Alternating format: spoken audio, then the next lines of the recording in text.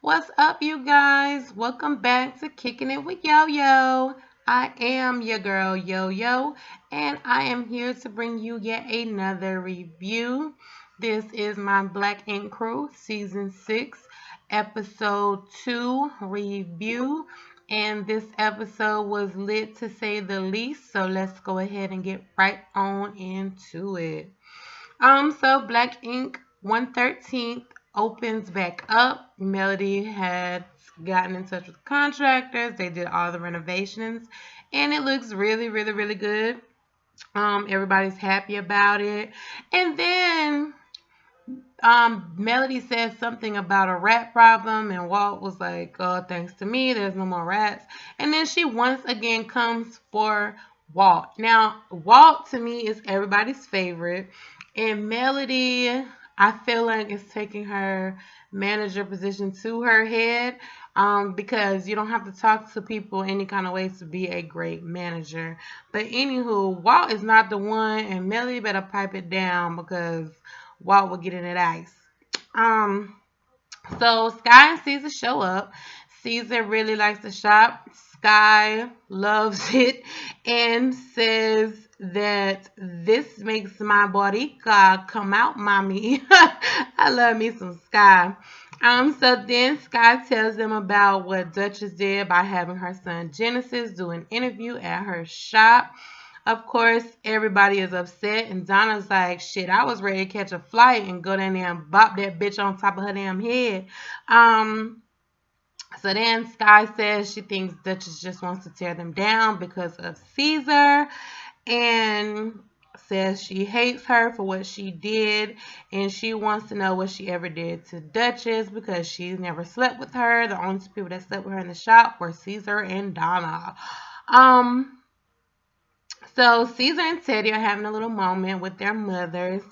Teddy tells Caesar's mom that Caesar's getting a lot of exercise down in the 800 because he is bumping different coochies every single night. So then Teddy mama called him a thought. And so Teddy was like, he definitely has an STD.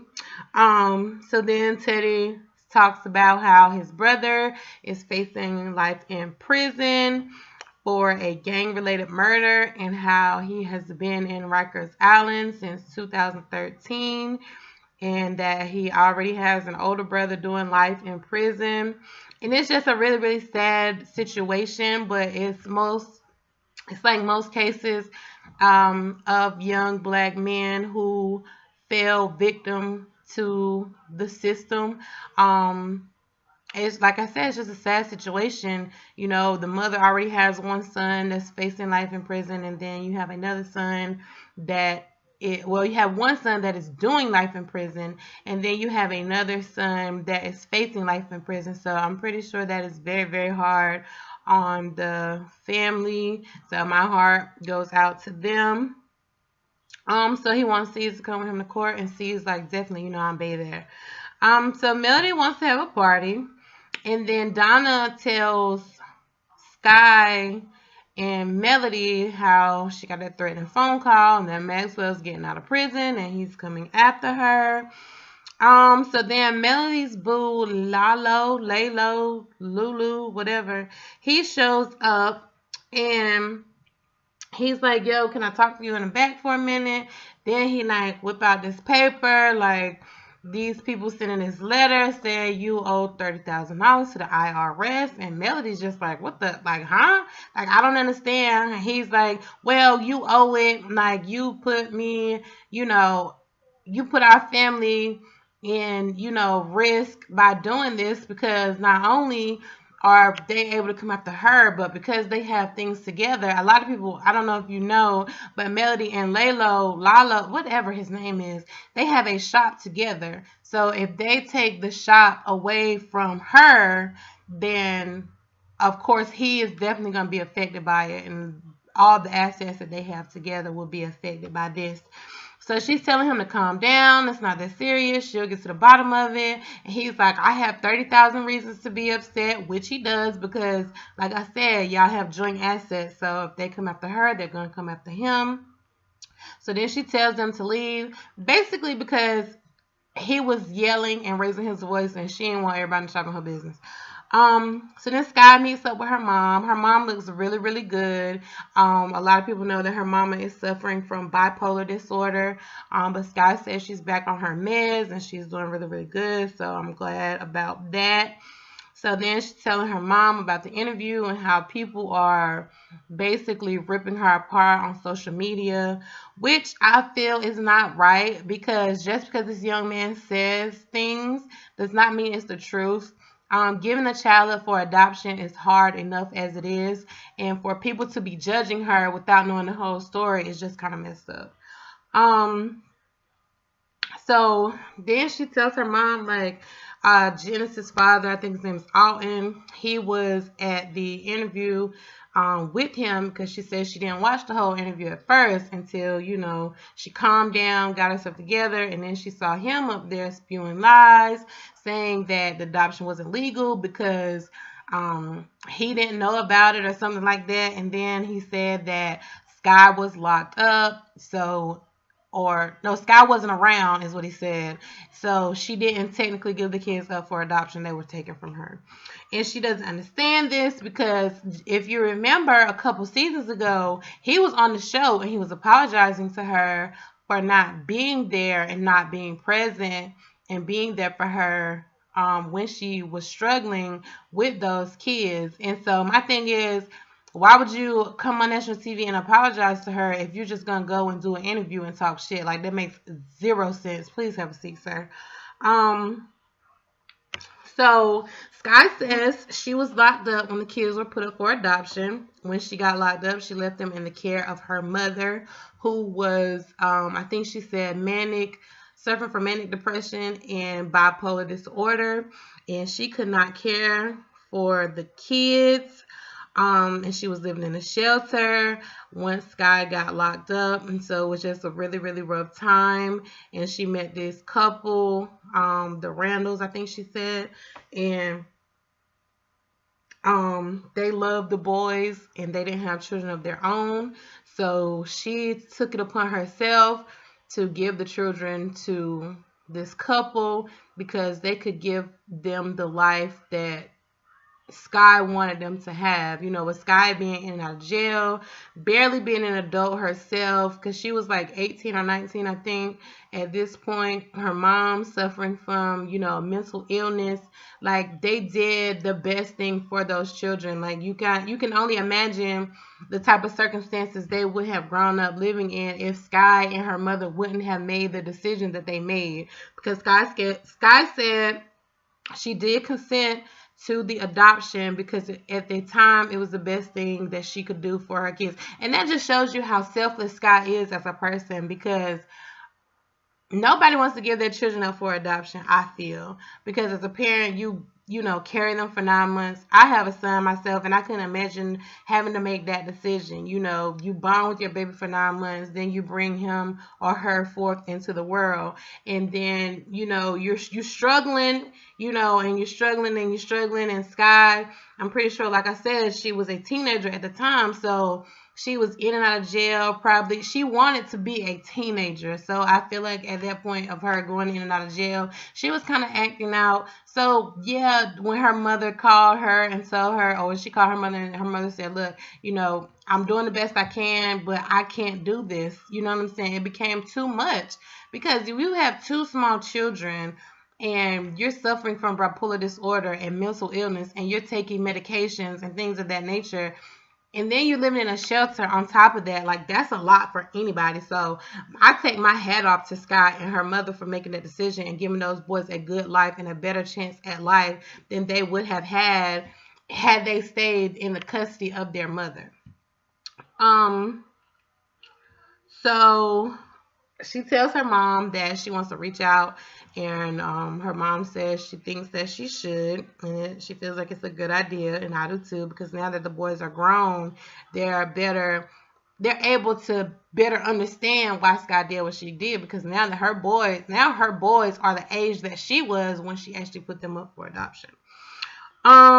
So Caesar and Teddy go see a doctor because Teddy thinks Caesar got an STD, and Caesar looked like he got all the STDs in the world. Like, that nigga looked like he is nasty and dirty, and he probably looked like, he looked like he don't never use condoms. He looked like he would go in anything raw, and any bitch out here that's giving Caesar some pull need to sit their ass down because, honey, Caesar looked like a walking STD, ma'am. So then he's telling the doctor that he has protective sex except when, he's getting head. And then the doctor tells him that, you can still contract STDs through oral sex. And I'm like, did you drop out of high school? Did you not take sexual education? Did you not know? Like, everybody knows that, like, you can contract syphilis through the mouth. You can contract gonorrhea through the mouth. You can contract herpes through the mouth. So I don't understand why Caesar was so surprised. He's like, well, I'm just not going to get my dick sucked no more. Well, sir, if you having your penis sucked by random people or random females, then what the hell? Like, use better judgment, sir, because if she's doing it to you, especially on the first date, there's a chance that she's doing it to multiple other people on the very first date. So, sir, like, I'm gonna need you to take a sexual education course, Google it or something, get you a pamphlet and read up on STDs and how you can contract them through oral sex. Dumbass. So Melody tells everybody that she hired a new artist. He comes in the shop. His name is Alex. He's a little cute, cute little young guy. And then he says his name is the Vagina Slayer. And he was so serious. And everybody just bust out laughing because they're like, okay, is he serious or is he joking? But that nigga was so serious. So Melody is not here for it. And she is just not. She's like, you know what, get out. And Caesar's like, nah, let's give him a chance. He's going to do this tattoo. And depending on how he does, we'll grant him, employment at the shop or whatever. So then his friend shows up to get a tattoo covered up. But then the nigga tattoo gun ain't working. Like, boy, you knew damn well that tattoo gun was broke when you tried to hook it up. Now, if you was real about yours before your client left, you would have asked somebody else, look, my tattoo gun broke, but I really need to do this tattoo. Can I use your tattoo gun? No, you came in here and you thought you was going to get hired on the spot. You weren't expecting for Caesar to tell you to do a tattoo. So that's why you thought you could get that gun fixed in time before you started your first day. But no, sir, Caesar got you on the spot. Like, yes, you're going to do a tattoo today, and we're going to see how your work is. So his friend leaves, and she's like, call me when you're ready. And then Caesar's like, where's she going? And he's like, Caesar, my gun is broke. And Caesar's like, what? Like, that's just like going, or what he say, trying out for the Knicks, and you don't show up, or you show up, but you tell them you have to come back because you left your sneakers. And then Melody's like, oh, or you left your hands. Like, you have to be prepared at all costs because it is a tattoo shop. So, of course, they're going to want to see your work. So, it only made sense for you to not only, make sure your equipment was working, but show up ready and, able to work. Like, boy, have a seat. I'm already not liking him. And then he going to tell C's, well, when those white men wouldn't give you a chance, you didn't give up. You kept going, but somebody took a chance on you. And Caesar's like, no, this nigga didn't pull the black card. Yes, he did. He went there. He really, really went there. And if I was Caesar, I would have told his ass to get out my shop because you really, really tried it. But Caesar gives him another chance. So hopefully he gets it together. So Kitty, Bay, and Donna go play tennis. And Kitty says that it's a way to, put a smile on Donna's face and to, take her mind off of everything that's going on with Maxwell getting out of jail. And then, Donna getting a little aggressive on the tennis balls, and she smacks the shit out of Kitty on the side of her damn face. So Kitty like, I'm okay. And, then Donna tells them that Maxwell's sister Maxie threatened her when she called to see if he was really getting out. And then her boo Mo shows up and surprises her with a cute little puppy. And so she's all happy. And I think Donna is, you know, for once, Donna is really, really happy in a relationship. So I hope everything works out with her and Mo. So Teddy and Caesar show up to his brother's bail hearing. He says that his brother was with his friends when the cops just walked up on them and arrested him for a gang-related murder. He said in the state of New York, if you hang with a group of people, you are considered a gang. And I can see that because even where I live down in North Carolina, you are kind of guilty by association and the people that you hang with. That's why you have to be very, very careful who you surround yourself with, because they could have just went and committed a robbery or committed a murder, and then you being with them kind of makes you an accessory, even though you don't know what the hell just happened. You know what I'm saying? Even though I feel like it's kind of more to the story, but we just have to, you know, keep watching to see what happens. So Teddy is distraught when he finds out that they pushed his brother's trial back another 30 days. And he just says how his brother, you know, he's been locked up for 4 years in jail, you know, not even in prison, just in jail waiting on a bail hearing. And that is true because I know for a fact that Rikers Island is always, you know, crowded and it's overpopulated. So maybe they pushed his brother's bond hearing back. I know even with, you know, when my cousin was locked up, they had him locked up for a whole year before, you know, he had a bond hearing, and then another 6 months, I think, after that before they actually gave him a bond.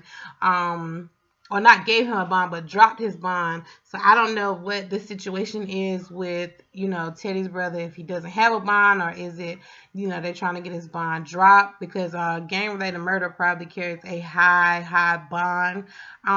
But he's just saying how he feels his brother has given up. He's losing his hair. He just doesn't look like himself anymore. And Teddy kind of has an emotional breakdown, and it was just very sad to see. And it's very sad that, you know, so many black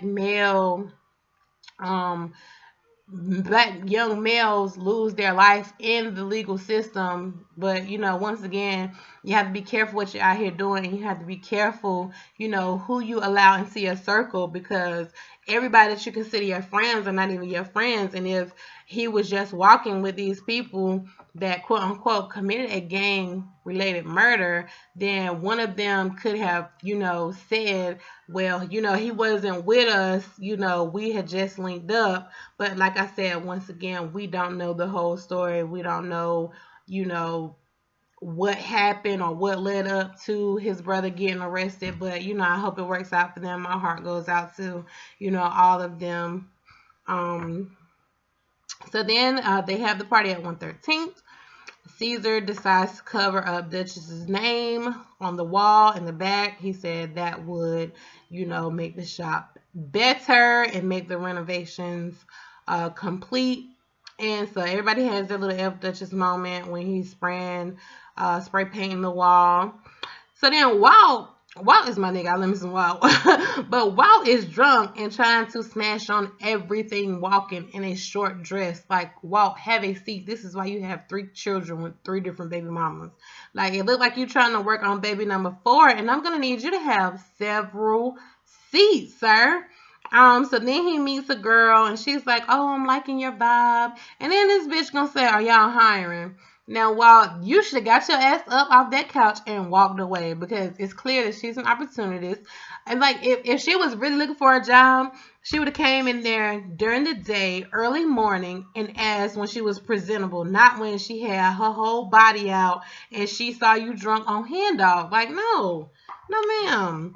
So then Maxwell's sister Maxie show up looking like a big ass whale fish. Like, girl, you tried it with that outfit, ma'am. Like, now I ain't got nothing against, you know, big beautiful women, but wear things that conform to your body. Like, that outfit she had on was not for her. Just because they make it in your size does not mean it is for you. So then Donna confronts her, you know, she takes her out back and asks her, you know, what the fuck you doing here?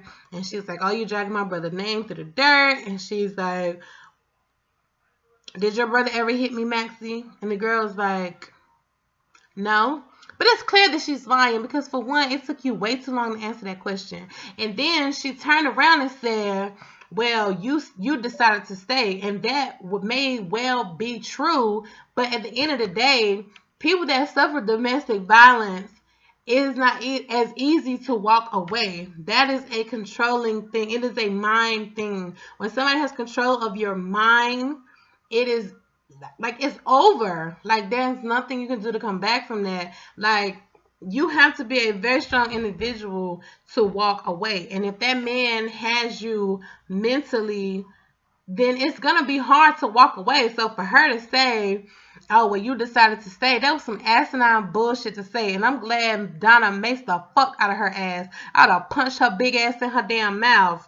So then her friend jumps in it and she like, that's his sister though. And Donna like, bitch, who the fuck are you? Like, I don't even know you, so why are you even talking?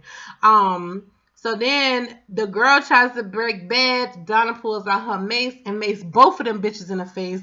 And then a big old fight breaks out. The girls both, you know, Maxwell's sister, she all on the floor, her hair standing all up top of her head. The other girl in the corner got tears rolling down her eyes because her eyes burning. And that's what you bitches get. Try to roll up in there big and bad and got your ass fucked up. Go wash them eyes out, bitch. So Sky meets up with her best friend Allison, who I love. I love her freckles. She is so pretty. She tells her that she's thinking outreach to her adopted kid's mom, Candace, but says that she is nervous about it. So Allison tells her, just go ahead and do it. You know, what's the worst they can say is no. So Sky agrees. So she calls and talks to the excited adoptive mom, Candace, who seems to be very, very excited to hear from her. She tells her that she has been waiting for the day to talk to Sky, which I thought was a very, very beautiful moment. I don't know if this was a pre-recorded phone call or whatever, but it was a very, very, very beautiful moment to have, to know that the lady is very receptive to to Sky, at least trying to have a relationship with her boys. So Sky tells her she wants to meet her, and Candace agrees and tells her she can come on to the house. So Donna, why do I keep saying Donna? Sky is immediately elated by this, and she was so excited and so happy. And she thanks her over and over again. She starts rambling and says she will see her in Texas. And then she tells Allison, we going to Dallas, bitch. And then the episode goes off. Tonight's episode was really, really good. For it to be just episode 2 of this season. I hope the Black Ink Crew New York keeps this pace of turned upness. And, you know, I'm really interested to see Sky meet up with her children and see how that conversation goes. And I am really... really just excited about this season because Lord knows Love and Hip Hop ain't doing a thing for the kid. Tell me your thoughts on tonight's episode down in the comment section. Thumbs up this video. Subscribe to my channel. Turn your notification buttons on. And I will see you Sunday for my Real Housewives of Atlanta review. Now, matter of fact, I'm gonna review Little Women of Atlanta. So that video will be up sometime probably in the morning. Thank you all for watching. I'll talk to you later. Bye.